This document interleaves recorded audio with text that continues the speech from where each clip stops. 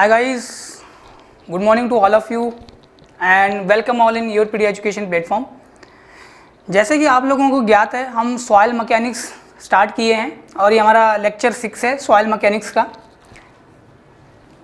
अगर हम week days की बात करें तो हमारा क्लास सुबह 8 बजे चल रहा है, मंडे टू फ्राइडे सुबह 8 बजे हमारा क्लास है। और अगर हम वीकेंड्स की बात कर रहे हैं, जैसे सैटरडे की अगर हम बात करें तो शाम को 4 बजे से हमारा क्लास है और हमारा क्लास 1 घंटे का रहता है। ठीक है, शाम को 4 बजे से हमारा क्लास है। अगर हम संडे की बात करें तो सुबह 9:30 AM से हमारा क्लास स्टार्ट हो रहा है और अगेन 1 घंटे का है। इसके बाद आपका नॉन टेक का क्लासेज है, right. So we can increase the duration of class जिस तरह से हमें रिस्पॉन्स मिलेगा। सो देखेंगे हमें रिस्पॉन्स किस तरह से मिल रहा है, हम उसके अकॉर्डिंग ही क्लासेस का ड्यूरेशन बढ़ाएंगे। ठीक है, so this course is entirely dedicated for, मैं फिर से बता दे रहा हूँ, this course is entirely dedicated for state assistant engineer examination, state junior engineer examination and SSCJ। ठीक है, हम इसमें कोई गेट का कवर नहीं करने वाले हैं सिलेबस, या ESC का कवर नहीं करेंगे। ठीक है, तो this is dedicated for only state junior engineer, SSC, JE, state assistant engineer, या if you are preparing for any PSUs where written and interview are there, so this is the dedicated course, right. चलिए, सो here we have the soil mechanics and in soil mechanics we are doing properties of soil। so अभी तक हम void ratio study कर चुके हैं, water content study कर चुके हैं, पोरोसिटी हम स्टडी कर चुके हैं, डिग्री ऑफ सैचुरेशन हमने स्टडी कर लिया। ठीक है, एयर कंटेंट क्या होता है, परसेंटेज एयर वॉइड्स क्या हैं। ठीक है, और इसके साथ हमने यूनिट वेट भी देख लिए कितने तरह के होते हैं, right. Okay, so this is about my self. So my name is Vikram Singh and I'm graduated from HPU, so I have more than 6 year teaching experience। ठीक है, so along with it I mentored more than 9,000 students for GATE, ESC and for PSU also। if you are talking about the state junior engineer exam, assistant engineer exam, जिसे तुम SDE sub divisional engineer SDO के नाम से भी जानते हो। ठीक है, and I worked in MNC company as an engineer, so definitely you will get benefited। what kind of exposure generally you have on the sites, किस तरह के क्वेश्चन प्रैक्टिकली पूछे जाते हैं इंटरव्यू में। ठीक है, ये भी हमारे इस मॉड्यूल में है। So I crack GATE, assistant engineer, state junior engineer and SSCJ, these exams I cracked basically। so right now I am working in reputed PSU। चलिए आगे अगर हम बात करें, अगेन टाइमिंग वही है, मंडे टू फ्राइडे बात करें सुबह 8 बजे हमारा क्लास है। और अगर हम सैटरडे की बात करें शाम को 4 बजे हमारा क्लास रहता है, लाइव क्लास चलता है। और संडे को भी हमारा 9:30 पे क्लास है और जनरली 1 घंटे का ड्यूरेशन है, राइट। चलिए नाउ अगर मैं नॉन टेक्निकल पोर्शन की बात करूं, सो नॉन टेक्निकल जो क्लास है वो सुबह 11 बजे से चलता है। What is the timing of the non technical class? Morning 11 AM। Timing of the non technical class is 11 AM and this is from Monday to Friday. ठीक है, और इस नॉन टेक क्लास में आपको देखो क्या क्या चीज़ें मिल रही हैं। आपको इसमें रीजनिंग मिलेगा, एप्टीट्यूड मिलेगा, जनरल अवेयरेंस मिलेगा, जनरल साइंस मिलेगा। ठीक है, इंग्लिश मिलेगी आपको, और इसके साथ आपको यहाँ पे कंप्यूटर भी मिलने वाला है। ठीक है, so basic knowledge of computer this we are providing here. Okay, so these things are covered in the non tech part. So अगर हम बात करें कि भाई हमारे कोर्स में क्या क्या चीज़ें इंक्लूड है। ठीक है, so even we can talk about the faculty first. So here the faculty, so that we have of course the doctor Vijendra sir and Vishal sir is there, Tyagi sir is there, Pradeep sir is taking care of the non tech part and Ruchin sir and me are taking care of the technical parts, civils, and Vijender sir and Vishal sir generally taking care of the strength of material and fluid mechanics। ठीक है, so guys if you have any doubts regarding the mentors, what experience they have, what kind of experience they bear, so you can just visit on our website www.yourpedia.in, or there is a number which I also place in the slide, so I will tell you this in later, just wait. Okay, so generally अगर मैं course की बात करूं तो अभी हमारा जो dedicated course है this is for the state junior engineer, assistant engineer और SSCJ। This is dedicated course for on this one. ठीक है। ऑल तो हमारा गेट 2022 और 2023 का भी हमारा कोर्स चल रहा है, जिसमें सिविल के लिए है, इन्वायरमेंटल साइंसेस के लिए है, ठीक है, मैकेनिकल इंजीनियर का चल रहा है और हमारा एक्सी का चल रहा है, राइट।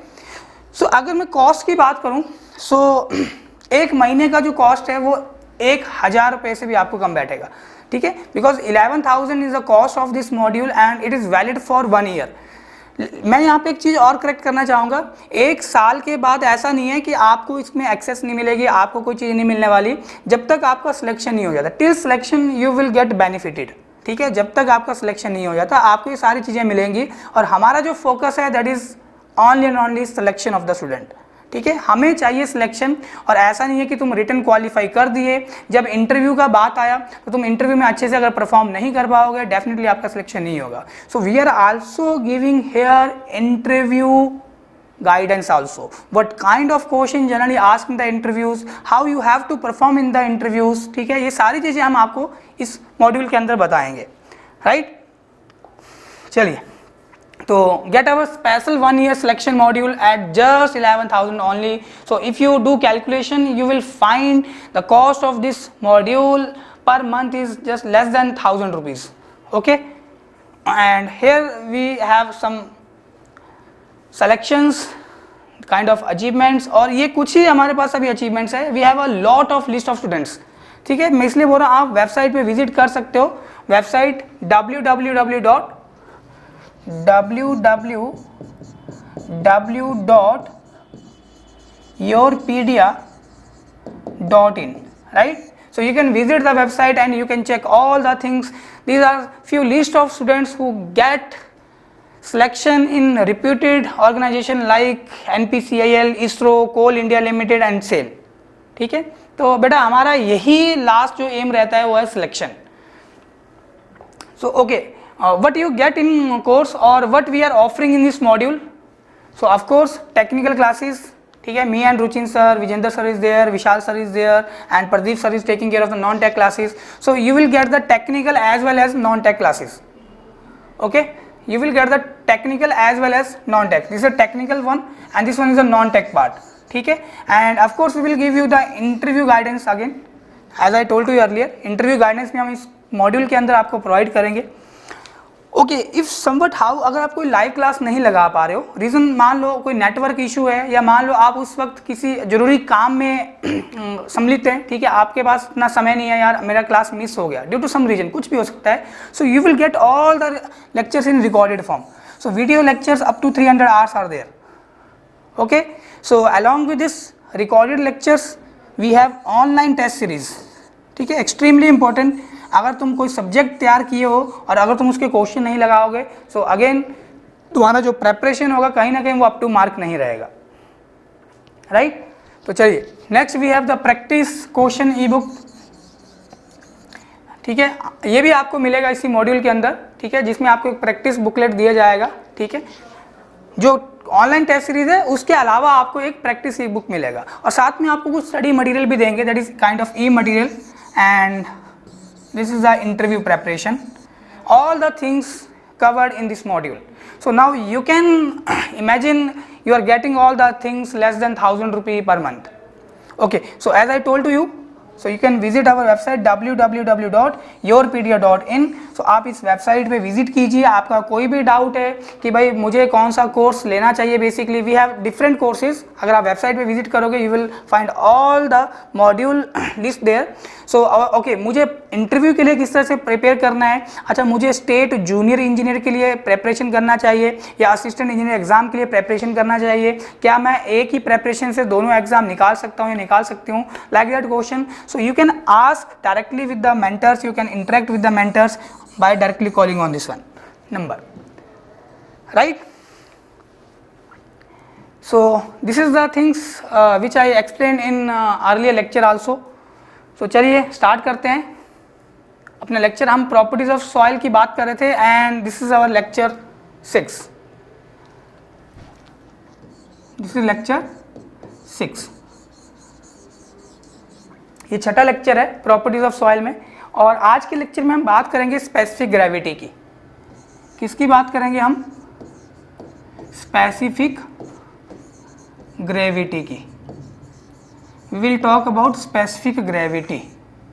ठीक है, अब ध्यान देना बेटा, तो जिस तरह से हमने बात करी कि भाई मिट्टी के अंदर जो वॉइड्स हैं, तो वॉइड्स को आप सॉइल सॉलिड की टर्म में भी बता सकते हो और वॉइड्स को आप टोटल सॉइल मास की टर्म में बता सकते हो या आप टोटल वॉल्यूम ऑफ सॉइल की टर्म में बता सकते हो। तो जैसे हमने वाटर कंटेंट की बात करी कि भाई हमारा जो वेट ऑफ वाटर है, वेट ऑफ सॉइल सॉलिड के रिस्पेक्ट में कितना है, सेकंड जो वेट ऑफ वाटर है वो वेट ऑफ सॉइल मास के रिस्पेक्ट में कितना है, kind of W and W prime, right. वैसे ही पोरोसिटी कि हमारा जो वॉल्यूम ऑफ वॉइड्स है वो टोटल वॉल्यूम के रिस्पेक्ट में कितना है, void ratio volume of voids volume of soil solid के रिस्पेक्ट में कितना है, राइट। तो वैसे ही हमारे पास यूनिट वेट कि भाई हमारा जो सॉइल का यूनिट वेट है वो टोटल वॉल्यूम के रिस्पेक्ट में हमें कितना मिल रहा है, that is weight of soil mass हमें total volume of soil mass के रिस्पेक्ट में कितना मिल रहा है, या वेट ऑफ सॉइल सॉलिड हमें वॉल्यूम ऑफ सॉइल सॉलिड के रिस्पेक्ट में कितना मिल रहा है। तो ठीक उसी तरह से भी स्पेसिफिक ग्रेविटी दो तरह से डिफाइन है, एक स्पेसिफिक ग्रेविटी है with respect to soil solid और दूसरा स्पेसिफिक ग्रेविटी है with respect to the soil mass. Okay, so it is of two type, specific gravity is of two type. First one is true specific gravity. First one is true specific gravity. True specific gravity जिसे हम G या GS से represent करते हैं। तुम small G capital G लिख लो या GS लिख लो, बात एक ही है, या इसका दूसरा नाम है और एब्सोल्यूट स्पेसिफिक ग्रेविटी, तो एक ही बात है, absolute specific gravity, absolute specific gravity, absolute specific gravity. ठीक है, so this specific gravity generally deals with the soil solid, so this specific gravity deals with the soil solid, this true specific gravity deals with the soil solid, this absolute specific gravity deals with soil solid,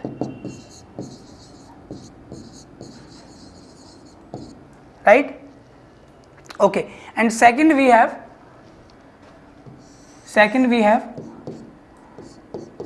mass बोलो या bulk या apparent specific gravity, mass specific gravity, bulk specific gravity या apparent specific gravity. ठीक है, तो कुछ भी बोल सकते हो। तो ये तीनों का मीनिंग सेम ही है। तो ये जो हमारा mass specific gravity, bulk specific gravity, apparent specific gravity है, this deals with the soil mass. जब भी हम बल्क, अपरेंट या मास वर्ड लग जाएगा, दैट इज जैसे मान लो कुछ ऐसा हमें लिख के दिया है क्वेश्चन के अंदर कि बल्क स्पेसिफिक ग्रेविटी या मास स्पेसिफिक ग्रेविटी, या तीसरा क्या है हमारे पास अपरेंट स्पेसिफिक ग्रेविटी, तो इट मींस जो स्पेसिफिक ग्रेविटी की उसने बात करी है वो सॉइल मास के रिस्पेक्ट में बात करी है। अच्छा, अगर कुछ ऐसे दे दिया स्पेसिफिक ग्रेविटी ऑफ सॉइल, तो वो ट्रू स्पेसिफिक ग्रेविटी है, या specific gravity of soil solid true specific gravity है, या सिंपल बोल रहे हैं कि specific gravity of soil, again वो आपकी ट्रू स्पेसिफिक ग्रेविटी है। जब तक स्पेसिफिक ग्रेविटी के आगे मास, बल्क या अपरेंट शब्द ना लगा हो तो हमेशा जो स्पेसिफिक ग्रेविटी गिवन होगी आपको वो ट्रू स्पेसिफिक ग्रेविटी ही गिवन है, राइट। सो मैं लिख देता हूं, इट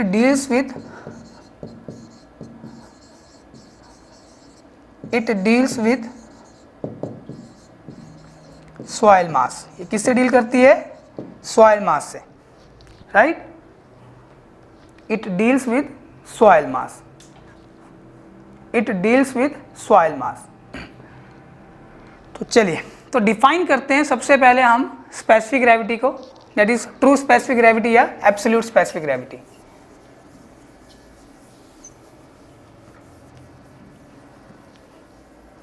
सबसे पहले हम डिफाइन कर रहे हैं ट्रू स्पेसिफिक ग्रेविटी या एब्सोल्यूट स्पेसिफिक ग्रेविटी को, राइट।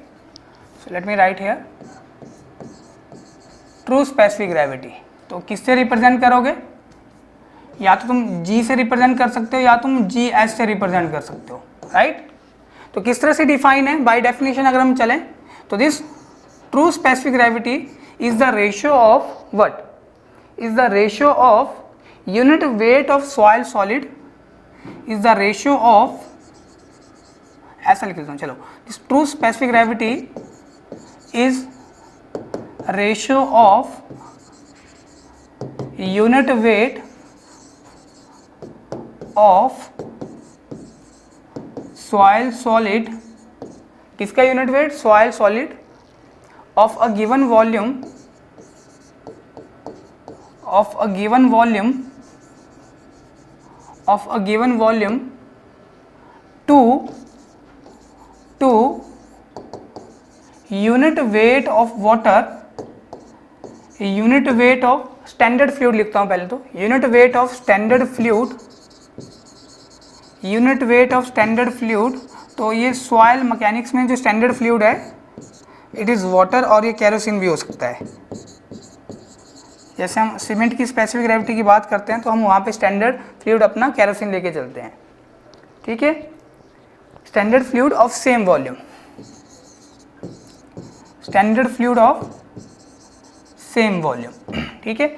मतलब जो तुम सॉइल सॉलिड का वेट लिए होगे एक गिवन वॉल्यूम के लिए, तो उतने ही वॉल्यूम का, जितना वॉल्यूम सॉइल सॉलिड का तुमने कंसीडर करा, उसका वेट जब तुमने काउंट करा कितना है, तो उतना ही वॉल्यूम का तुम वाटर का जब वेट लिखोगे, दोनों का रेशियो कहला रहा है ट्रू स्पेसिफिक ग्रेविटी। क्या कहला रहा है? True specific gravity. So I am writing here this true specific gravity equal to unit weight of soil solid to unit weight of water. यही हुआ। अब देखो बाय डेफिनेशन क्या बोला कि unit weight of soil solid of a given volume, तो ये unit weight of soil solid क्या बनेगा? Weight of soil solid to volume of soil solid, है कि नहीं, divided by unit weight of water क्या बनेगा? Weight of water to volume of water.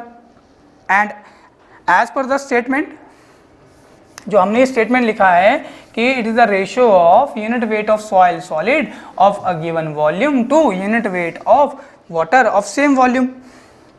तो can we write it as per statement.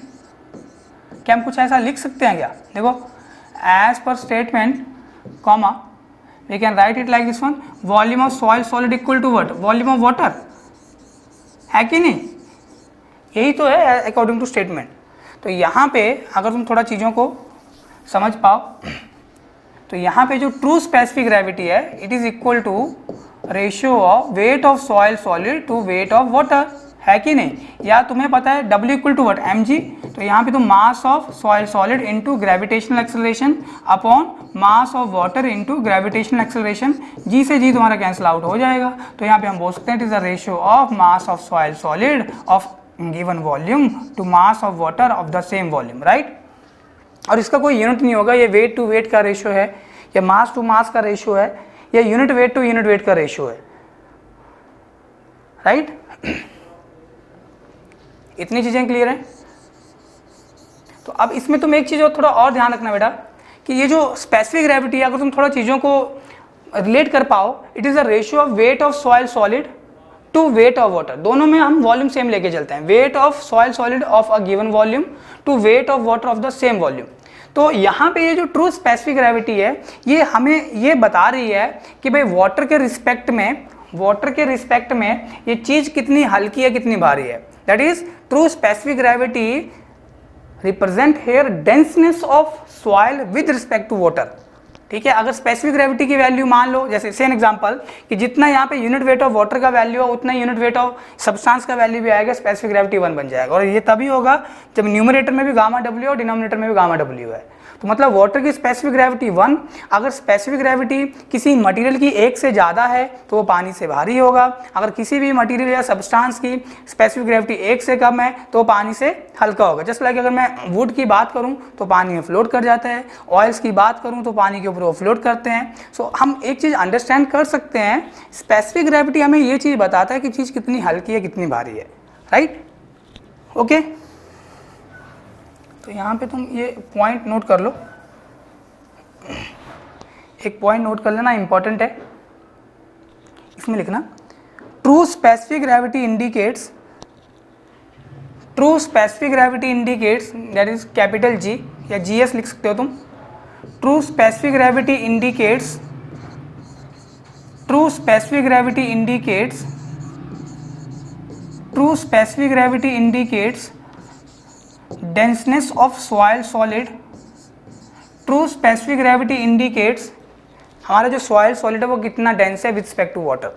denseness of soil solid with respect to denseness of water, with respect to denseness of water, with respect to denseness of water, with respect to denseness of water. ठीक है, is it okay? So I think this is okay.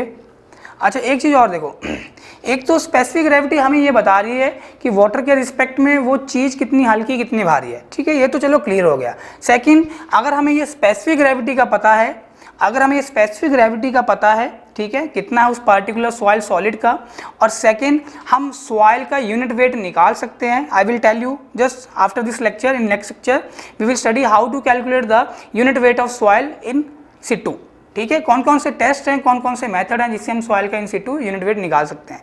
सो अभी के लिए अगर मैं बात करूं कि भाई हम स्पेसिफिक ग्रेविटी की वैल्यू की हेल्प से सॉइल का वॉइड रेशियो वैल्यू कितना है वो भी निकालते हैं, तो ये भी इसका एक एप्लीकेशन हो गया। कैसे? देखो ये फॉर्मूला हम पढ़ेंगे ऑल दो आगे चल के। सो अभी के लिए for the time being now just remember gamma d equal to G gamma डब्ल्यू अपॉन 1 प्लस ई, राइट, ये एक फॉर्मूला हमारे पास होता है।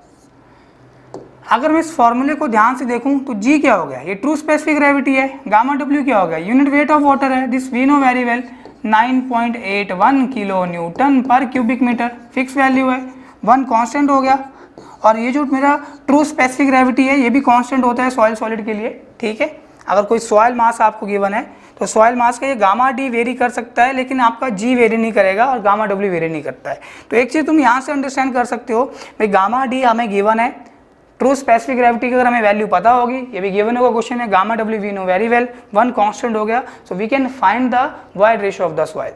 This is one of another application of this specific gravity. अगर हम स्पेसिफिक ग्रेविटी की वैल्यू पता होगी, gamma d we can calculate, so we can also calculate the value of the void ratio in the soil, right. Second, अब देखो तो ये चीज़ आपने पढ़ी होगी, ठीक है, नहीं पढ़ी है तो देखेंगे सॉइल में। जैसे मान लो ये कोई मेरा हाइड्रोलिक स्ट्रक्चर है, जैसे से एन एग्जांपल ये कोई डैम है, और यहाँ पे मान लो हमारा वाटर स्टोर है, अपस्ट्रीम फेस हो गया ये, तो ये अपस्ट्रीम बेड लेवल हो गया, और ये डाउनस्ट्रीम फेस है तो ये डाउनस्ट्रीम बेड हो जाएगा, ठीक है। तो समवट हाउ वाटर यहाँ से सीप कर रहा है, और वाटर यहाँ से सीप करता हुआ, वाटर यहाँ से सीप करता हुआ ये डाउनस्ट्रीम पे जा रहा है कुछ इस तरह से, ठीक है। तो जो भी डायरेक्शन में यहाँ पे वाटर फ्लो कर रहा है, या जो भी पाथ वाटर मॉलिक्यूल फॉलो करते हैं, that is kind of flow line या स्ट्रीम लाइन। तो जनरली इस अर्दन डैम के नीचे किस तरह से मेरा सीपेज हो रहा है उसके लिए हम फ्लो नेट ड्रॉ करते हैं, ठीक है, पढ़ेंगे हम अपनी सॉइल के अंदर।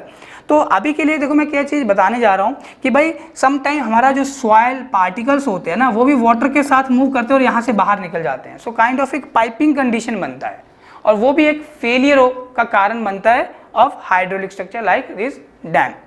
सो अब अगर मैं बात करूं कि भाई यहाँ से सॉइल पार्टिकल कब बाहर निकलते हैं या कब यहाँ पे पाइपिंग कंडीशन होगा, तो generally we have the critical gradient,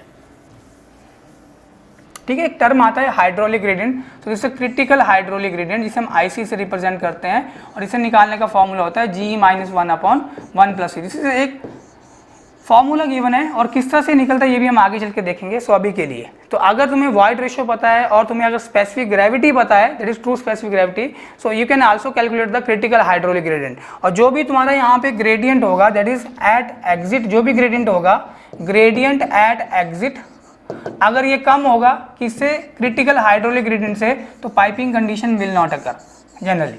अगर आपका ये एग्जिट ग्रेडियंट ज़्यादा हो गया गलती से क्रिटिकल हाइड्रोलिक ग्रेडियंट से, then what will happen, piping will take place. तो जनरली हम क्या करते हैं, यहाँ पे हम कट ऑफ पाइप प्रोवाइड करते हैं डाउनस्ट्रीम में, अपस्ट्रीम में प्रोवाइड करते हैं, या कुछ डेप्थ ऑफ वाटर हम डाउनस्ट्रीम पे भी रखते हैं, या हम इन्वर्टेड फिल्टर भी हम प्रोवाइड करते हैं डाउनस्ट्रीम एंड। तो ये कुछ हमारे पास प्रिवेंटिव मेजर्स होते हैं कि भाई किस तरह से हम अपने हाइड्रोलिक स्ट्रक्चर को फेल होने से बचा सकते हैं। सो कहीं ना कहीं स्पेसिफिक ग्रेविटी जो हम स्टडी करते हैं कि भाई स्पेसिफिक ग्रेविटी हम किसके रिस्पेक्ट में बात कर रहे हैं, सॉइल सॉलिड की स्पेसिफिक ग्रेविटी है या सॉइल मास की स्पेसिफिक ग्रेविटी है, तो बेटा ये चीज़ हमें बहुत अच्छे से ही समझना पड़ेगा।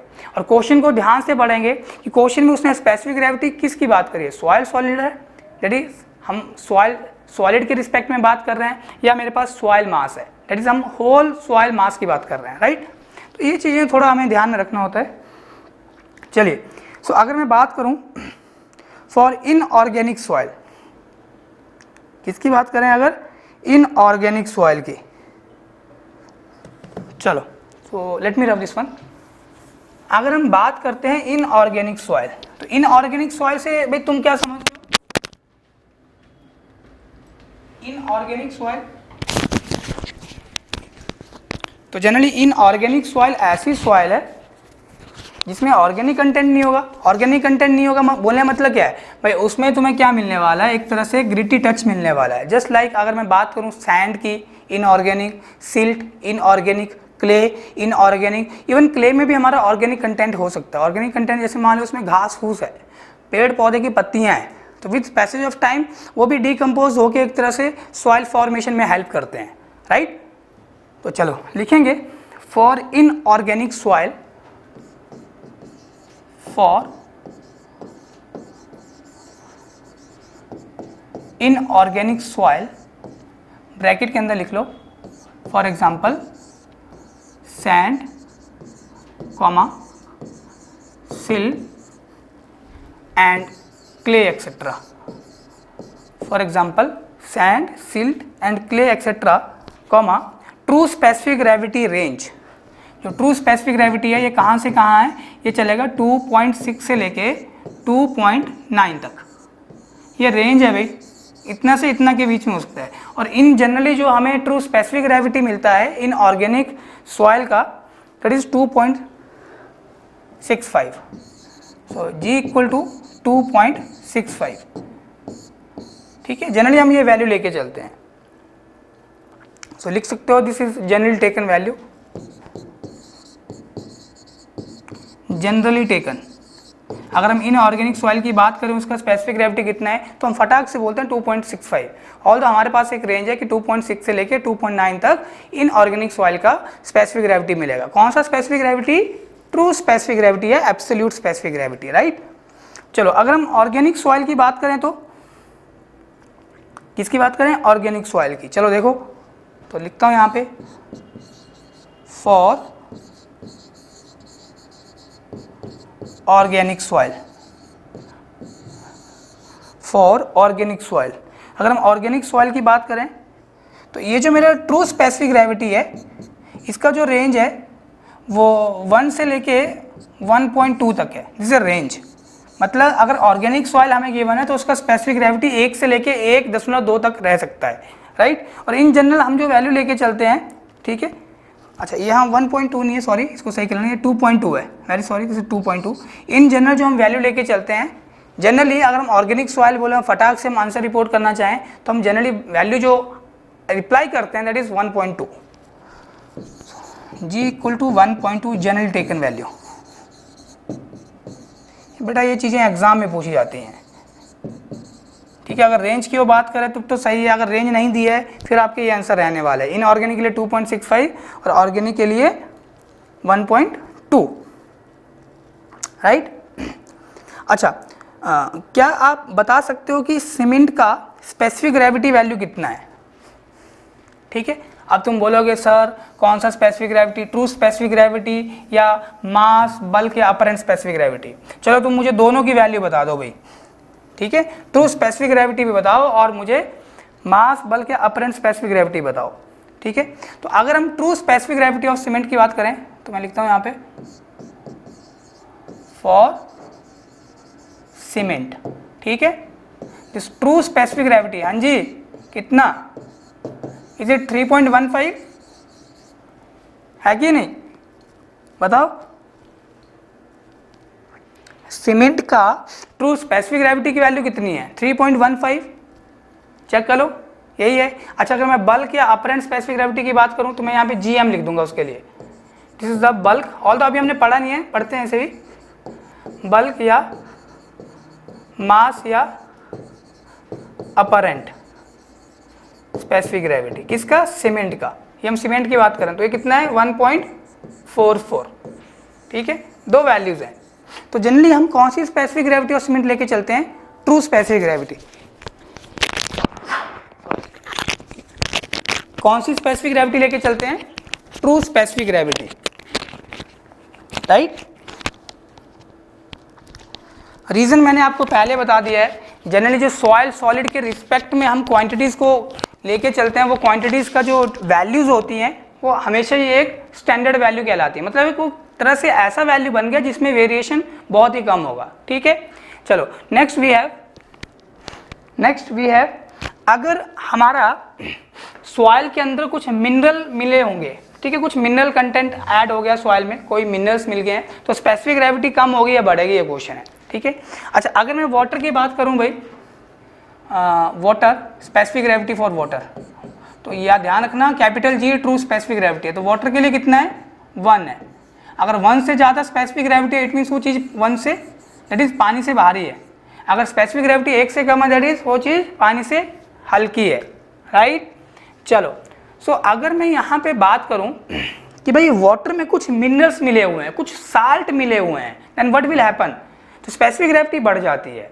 ओके हमें कैसे पता चला, तो बेटा अगर तुम सॉल्टी वाटर की बात करो, सी वाटर की बात करो, तो जनरली वो सी वाटर का जो स्पेसिफिक ग्रेविटी होता है वो 1 से ज़्यादा होता है, ठीक है, as compare to normal water. तो इट मीन्स अगर सॉल्ट या मिनरल्स मिले होंगे सॉइल के अंदर तो स्पेसिफिक ग्रेविटी बढ़ जाती है। ठीक है, तो लिख लो इसे, with increase in mineral content of the soil, ये पॉइंट ऐड कर लेना, विद इंक्रीज इन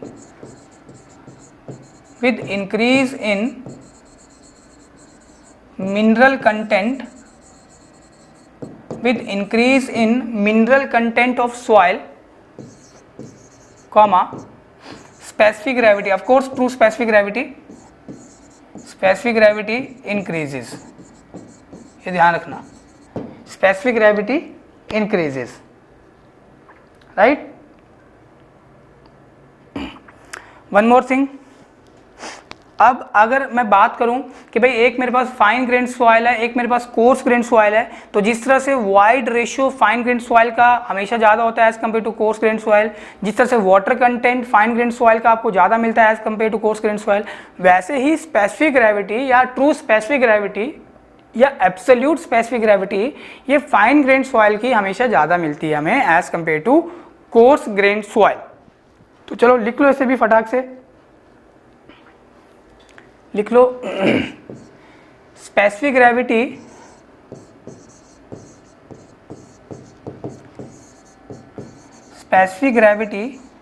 ब्रैकेट में लिखता हूं capital G, that is true specific gravity, specific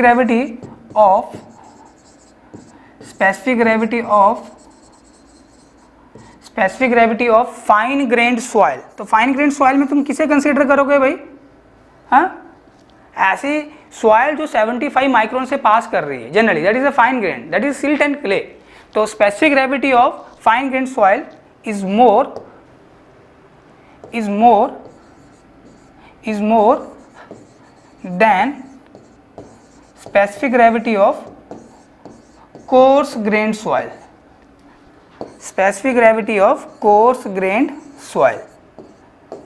ठीक है। तो तुम कुछ ऐसा लिख सकते हो, that is this specific gravity of fine grained soil is more as compared to specific gravity of coarse grained soil, right? Is it okay guys? Reason मैंने आपको स्टार्टिंग में ही बता दिया था कि ऐसा क्यों होता है। चलिए इसके बाद हम बात करते हैं second we have mass bulk या apparent specific gravity. Second we have mass bulk या apparent specific gravity. Mass bulk या apparent specific gravity, mass bulk या apparent specific gravity. Second we have mass या बल्क या apparent specific gravity, ठीक है। और ये किसके साथ डील करती है, सॉइल मास के साथ। किससे रिप्रेजेंट करेंगे इसे, जीएम के साथ, ये ध्यान रखना, ठीक है। किसके साथ रिप्रेजेंट करेंगे इसे, जीएम से रिप्रेजेंट करेंगे। ओके सो अगर मैं बात करूं, ध्यान देना बेटा, so for partially saturated soil, definition बेटा वही रहने वाला है, it is the ratio of unit weight of soil mass of a given volume to unit weight of water. यहाँ पे सॉइल सॉलिड की बात नहीं करेंगे बिकॉज ये डील कर रहा है किसके साथ, सॉइल मास के साथ। अब जो सॉइल है मेरा वो कौन सी स्टेट में है, मतलब किस कंडीशन में है, पार्शियली सैचुरेटेड स्टेट में है या फुली सैचुरेटेड स्टेट में है या वो ड्राई स्टेट में है, राइट। तो लिखते हैं सबसे पहले for partially saturated soil GM equal to that is mass specific gravity equal to क्या बोलेंगे, तो यहाँ पे unit weight of saturated soil gamma sat upon unit weight of water, ये ध्यान रखना, this is for partially saturated. अच्छा अगर हम बात करेंगे फॉर फुली सैचुरेटेड या for saturated soil, for saturated soil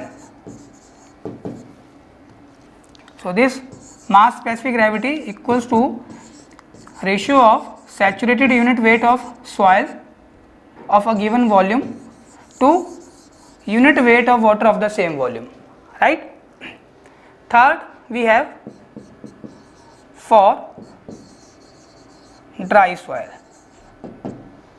तो dry soil की अगर हम बात करें, this mass bulk या apparent specific gravity is the ratio of dry unit weight of soil mass to unit weight of water of the same volume, right. उसी तरह से अगर हम सबमर्ज सॉइल की बात करेंगे तो gamma submerge upon gamma W का रेशियो बन जाएगा, राइट। तो बेटा ये मैंने आपको पहले भी बताया था कि हमारा जो गामा एस होता है, अगर मैं यहाँ पे चलो यहाँ कॉर्नर पे लिख देता हूँ, देखो कैपिटल जी क्या है, it is the ratio of gamma S upon gamma W, है कि नहीं। तो डिनोमिनेटर यहाँ पे सेम है, यहाँ पे gamma W gamma W gamma W. अगर मैं न्यूमरेटर की बात करूँ तो यहाँ पे sorry not here gamma sat but gamma bulk, very sorry guys, here will be gamma bulk, ठीक है। तो gamma bulk gamma sat gamma D, इन तीनों में से बड़ा है आपका gamma S. Gamma S is the unit weight of soil solid. तो एक चीज तुम यहाँ से इन्फर कर सकते हो कि ये जो मेरा ट्रू स्पेसिफिक ग्रेविटी है या जिसे हम एब्सोल्यूट स्पेसिफिक ग्रेविटी भी बोल रहे हैं, ये हमेशा ही बड़ी होगी, इसकी वैल्यू हमेशा ही ज़्यादा होगी as compare to mass bulk या अपरेंट स्पेसिफिक ग्रेविटी, है कि नहीं। देखो खुद सोचो, थोड़ा सा रियलाइज करो। तो मैं यहाँ पे लिख देता हूँ basically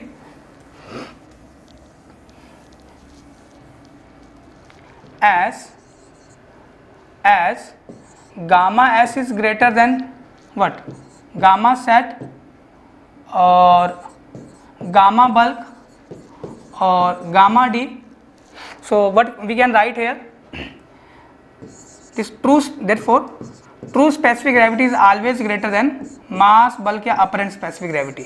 So I am putting number of star on this one, this is extremely important. Generally ये directly क्वेश्चन बन जाता है कि बताओ किसकी वैल्यू बड़ी होगी, mass specific gravity is equal to true specific gravity, mass specific gravity is more than true specific gravity, mass specific gravity is less than true specific gravity and none, right. तो इस तरह के generally questions बन जाते हैं। और India में all the specific gravity हम कौन से इंस्ट्रूमेंट से निकालते हैं, तो हम पिक्नोमीटर यूज़ करते हैं, ठीक है। हम पढ़ेंगे स्पेसिफिक ग्रेविटी का डिटर्मिनेशन जब हम आगे चल के पढ़ेंगे, तो पिक्नोमीटर हम यूज़ करते हैं। और इंडिया में 27 डिग्री सेल्सियस ये हमारा टेम्परेचर रेंज होता है जहाँ पे हम ये स्पेसिफिक ग्रेविटी की कैलकुलेशन करते हैं, ठीक है। तो चलिए अगर किसी और टेम्परेचर पे हमें स्पेसिफिक ग्रेविटी निकालना है तो we have a formula generally. So specific gravity at any other temperature rather than this 27 degree Celsius, that is true specific gravity at T degree Celsius। तो इसका वैल्यू आप कैसे लिख सकते हो, so you can write it specific gravity, that is true specific gravity GS या G बोल दो, at 27 degree Celsius into unit weight of water at 27 degree Celsius, this value we know very well। इसको आप divide कर दो what, unit weight of water at T degree Celsius, ये एक formula है, ठीक है। This a formula, okay guys. And what I was saying here कि जनरली जो स्पेसिफिक ग्रेविटी हम कैलकुलेट करते हैं with the help of we have pycnometer, we have density bottle, we have density flask, ठीक है। कौन सा कब यूज़ करेंगे I will tell you later. So 27 degree Celsius पे हम स्पेसिफिक ग्रेविटी की मेजरमेंट करते हैं। अगर इससे कम या ज़्यादा टेम्परेचर होगा, हियर इज द फॉर्मूला, ठीक है। तो इसके बिहाफ के ऊपर न्यूमेरिकल जनरली बन सकता है। सो आई होप गाइज आपको आज का लेक्चर समझ में आया होगा, जिसमें हमने यूनिट वेट के साथ स्पेसिफिक ग्रेविटी की बात करी, ठीक है, उसका हमने सिग्निफिकेंस देखा, ठीक है। नेक्स्ट लेक्चर में हम बात करेंगे डेंसिटी इंडेक्स या रिलेटिव डेंसिटी की, right. So thank you very much guys, keep watching, keep sharing, ज़्यादा शेयर कीजिए, ठीक है। So all the best.